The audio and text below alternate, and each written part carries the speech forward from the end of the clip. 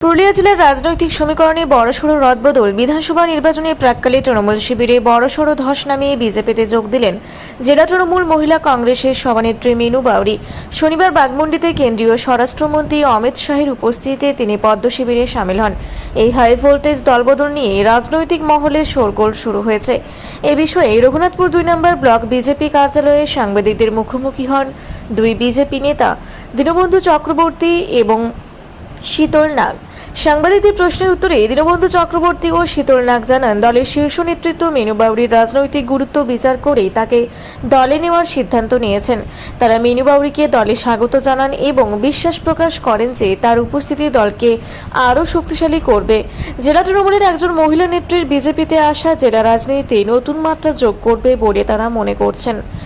সামনে নির্বাচন আছে এবং এই নির্বাচন প্রাক্কালে সকলে জেনে গেছে যে বিজেপি পশ্চিমবাংলায় ক্ষমতায় দখলের পথে চলেছে এবং সারা পশ্চিমবাংলা জুড়ে যা চলছে তাতে যদি কোনো তৃণমূলের নেতা স্বেচ্ছায় আসতে চায়, দল তাকে স্বাগত জানাতে বাধ্য। এবং আমাদের ঊর্ধ্ব নেতৃত্ব মনে করেছেন, যোগ্য মনে করেছেন, নিয়েছেন। আমাদের এই বিষয়ে বলার কিছু নেই। তবে আমরা এটা চাইব যে বিজেপি একটা শৃঙ্খলাবদ্ধ দল। এখানে যেই আসুক না কেন তাকে পার্টির অনুশাসন মেনেই চলতে হবে এবং পার্টিতে যে কার্যকলাপ আছে সেই কার্যকলাপের মধ্যেই তাকে থাকতে হবে, সে যেই আসুক না কেন। আমি আমার সমস্ত বিজেপি কর্মীদের উদ্দেশ্যে বলছি যে বিজেপির একটা ভালো সময় আসছে।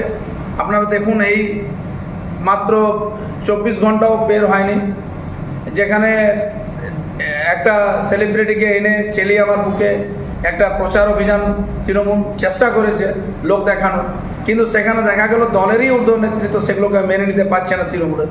তারা আজ আমাদের বিজেপিতে এসেছে। এটা একটা ভালো বার্তাই যে দলের ভাঙন শুরু হয়েছে এবং এই দলের ভাঙন কোন জায়গায় ঠেকবে আগামী দিনে আরও দেখতে পাবেন।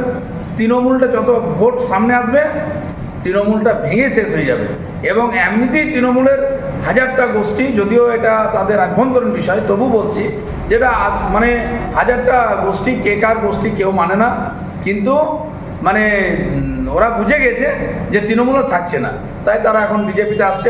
আমরা যাদের যোগ্যতা আছে, যারা ভালো আছে, দলকে মেনে চলবে, আমরা তাদেরকে স্বাগত জানাবো।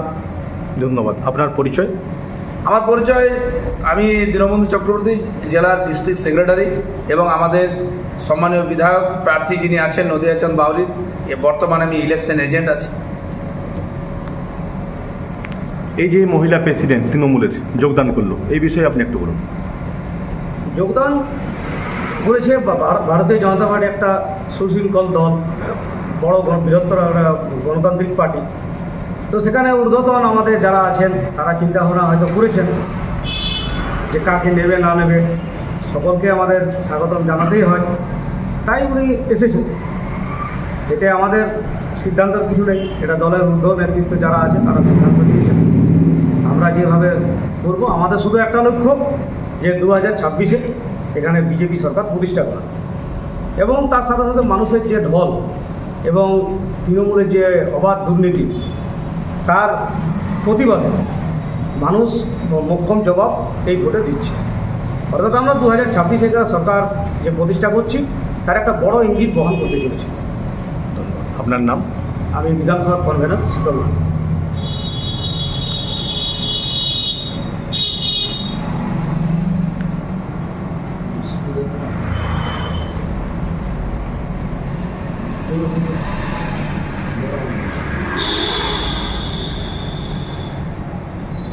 রঘুনাথপুর থেকে অমিয় ব্যানার্জির রিপোর্ট, রূপসী বাংলা মিডিয়া।